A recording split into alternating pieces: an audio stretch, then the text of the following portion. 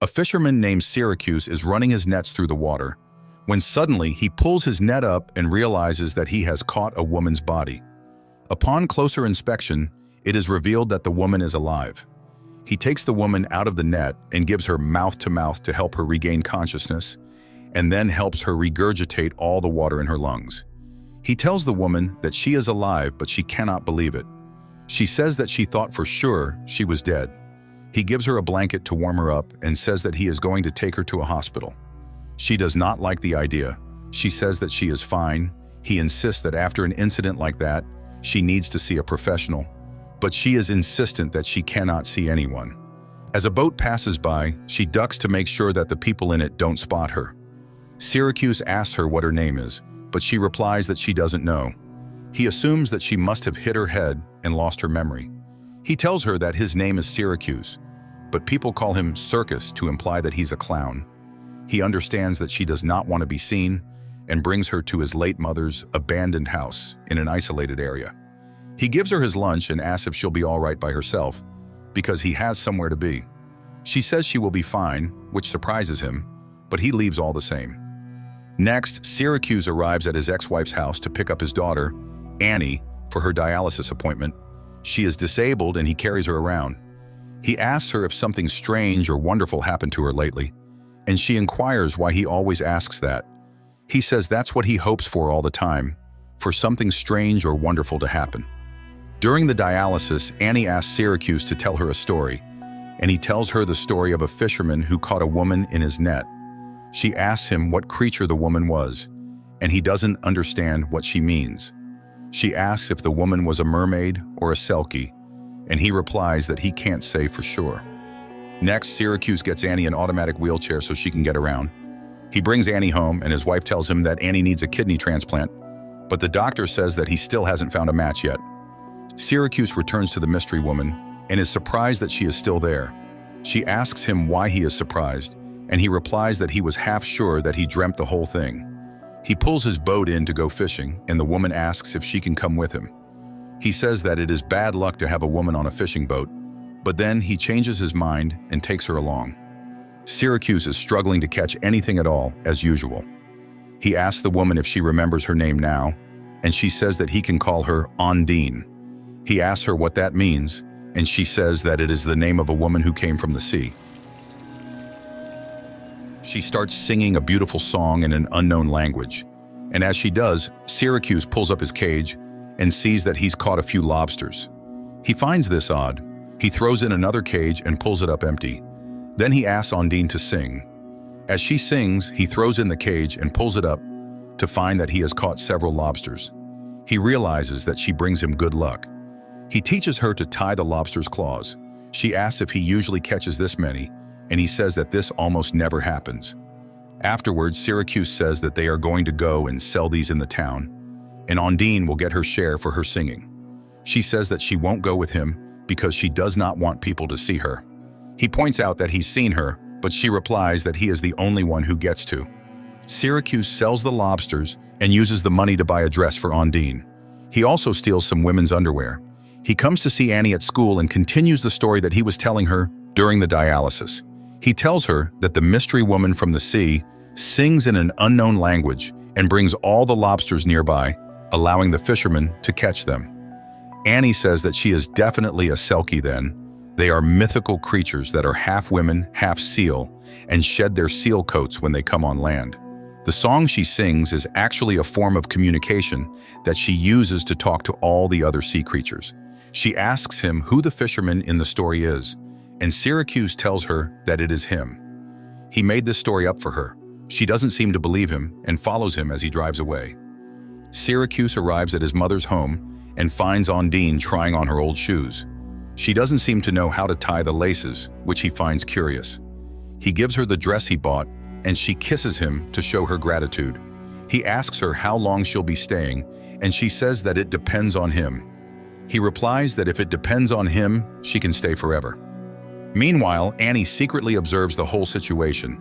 She decides to read up on selkies to figure out what is going on. Syracuse arrives at a church to confess. He tells the father that he is an alcoholic who has been sober for over 2 years now, But his wife still drinks, and he would like to get his daughter out of her possession. The father says that he can put both of them in touch with a counselor, but Syracuse doesn't want that. He also confesses that he stole some women's underwear, and the father says that he does not like where this is going at all. Syracuse replies that it's not what he thinks, and tells him about Ondine. The father inquires, but Syracuse doesn't reveal where he is keeping her. The father requests that Syracuse keep him informed about any developments in this case. Ondine tries on the underwear, and then decides not to wear any of it for the hotshot of her swimming. As she comes out of the water, Annie is there. Annie says she knew her dad didn't make up the story, and that Ondine is a real Selkie. Ondine realizes that Annie is Syracuse's daughter. Annie asks Ondine if she has magical powers and if she can make her better. Ondine asks what's wrong with her, and Annie reveals that she has kidney failure. Annie notices that Ondine is cold, and she points out that it's because Selkies belong underwater. Ondine says that she doesn't know what Annie is talking about, but Annie says that she has done all her research, so it's best if they don't lie to each other. She says that Selkies can live on land for 7 years if they bury their seal coats there, and they will cry 7 tears during that time. However, after that, they can find unexpected happiness with a landsman. Annie starts to leave, and Ondine kisses her and says that she looks forward to seeing her again. Annie points out that her cheek is wet, which means that she has already cried one of the 7 tears. Meanwhile, Syracuse arrives at the library to check out books about Selkies, but finds that Annie has already checked out all of them. Syracuse offers to take Ondine out fishing again. She says that she'll only go if he promises that he will be the only one to see her. He promises. As they are fishing, the fisherman patrol passes by, and Ondine ducks to hide. She steers the ship with her feet, and Syracuse is turned on. Fishermen have strange kinks. Ondine sings again, and Syracuse catches a ton of salmon. He is surprised because he was trawling, and that is not how salmon are caught. You need to use a gill net for it. The fishermen patrolmen hop on Syracuse's boat to investigate how he managed to catch so much salmon trawling. They inspect his gill net to see if it is wet, and end up spotting Ondine, who was hiding. They point out that there is a girl in there, and Syracuse asks if that is illegal, and they say no, but it is unusual. They leave, and Ondine realizes that they will talk, so it's no point hiding now. Syracuse arrives in the town with Ondine, and everyone stares at her. He tells her that this is a small town, and they rarely get someone as beautiful as her here. He takes her shopping, and people crowd outside as she tries on new clothes. Meanwhile, Syracuse and Annie discuss how he caught her near a place called Seal Rock, which makes sense since she is a Selkie. Next, Annie and Ondine are at the old house when Annie reveals that she doesn't know how to swim. Ondine decides to teach her, but as she is teaching her, she spots something in the water and quickly takes Annie out. She dives in and grabs the thing. Annie asks if this is her seal coat, and Ondine quickly agrees and says that they should bury it so that she can stay on land for 7 years. Annie loves that idea. Annie and Ondine bury the mystery object, and Ondine makes her promise to not tell anyone about where it is. Next, Annie, Ondine, and Syracuse go out to sea, where Annie explains to Syracuse that Ondine can live for 7 years with a landsman, unless her Selkie husband comes to claim her. She also points out that Selkies can grant wishes. Ondine tells Annie that she is not a Selkie, so she needs to stop with all of this. Meanwhile, a suspicious-looking dark-haired man arrives in town and goes around looking for someone in particular. Annie decides to test Ondine's claim that she's not a Selkie by jumping in the water. Ondine jumps after her and saves her, validating Annie's beliefs. Afterward, Syracuse brings Annie home, and her mother tells her that a dark-haired man is going around town looking for Ondine, but that is not the name that he is using. Syracuse and Ondine arrive home, and she asks him why people call him Circus the Clown. He says that he used to drink a lot and do dumb things. She asks him what made him stop, and he reveals that one day he came home and found Annie lying unconscious, while her mother was passed out from all the drinking. He decided that one of them needed to be sober to take care of Annie, but his wife kicked him out after that, and since he is just a lowly fisherman, the government wouldn't give him custody of Annie. After this sad tale, the two proceed to make love, as one does. Next, Syracuse arrives at the church to confess again. He tells the father that he is scared because Ondine brings him luck, and he is starting to hope again, but he is worried that all of this is going to lead to either something wonderful or something terrible. The dark-haired man is waiting for Syracuse outside the church, and he asks him what he calls the lady that he found in the ocean. Syracuse refuses to answer the question. Next, Ondine is sleeping when she sees headlights outside of the house. She realizes that it's the dark-haired man and quickly runs away and hides. Meanwhile, Syracuse takes Annie from her dialysis appointment back to her home and finds that it is locked. The keys are with his wife, who is at a bar, and Syracuse has no choice but to leave Annie with her, even though he doesn't want to. Syracuse arrives home and discovers that it is completely wrecked. He gets worried about Ondine and goes out looking for her. He finds her hiding and asks what happened. She says that the Selkie husband Annie mentioned has arrived to take her back. Syracuse asks why she can't tell him to go to hell, and she replies that it is not that simple. He jokingly says that Ondine can grant wishes, so why doesn't she wish for him to go away? She instead wishes that Annie would not be sick anymore. Syracuse wishes that Ondine would stay with him forever. Annie's mother is driving her home, but she is drunk and crashes into another car, which turns out to be the dark-haired man's. Her mother's boyfriend, Alex, goes flying out the windshield, plummeting to his death. Syracuse and Ondine arrive on the scene, and Syracuse rushes to check on his daughter. At the hospital, the doctor tells Syracuse that Alex had a donor card, and surprisingly, he is a tissue match for Annie. They go through with the transplant. Meanwhile, Ondine meets the dark-haired man, and they have a conversation which reveals that the two are caught in something illegal together. Syracuse arrives at Alex's funeral and pushes his ex-wife's wheelchair around. The two arrive at the wake where his ex-wife insists that he have a drink out of respect for Alex. Syracuse doesn't want to, but succumbs to the temptation. His ex-wife tells him that while she is in the wheelchair, Annie should stay with him, but he must get rid of Ondine. She brings good luck at first, but then it's all bad luck.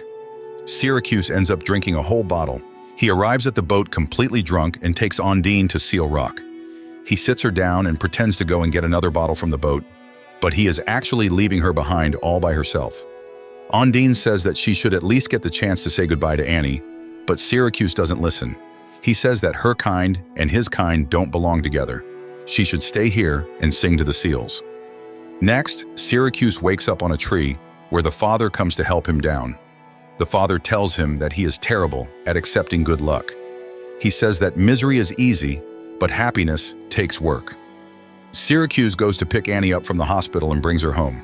She asks where Ondine is, and Syracuse says that her Selkie husband came and claimed her.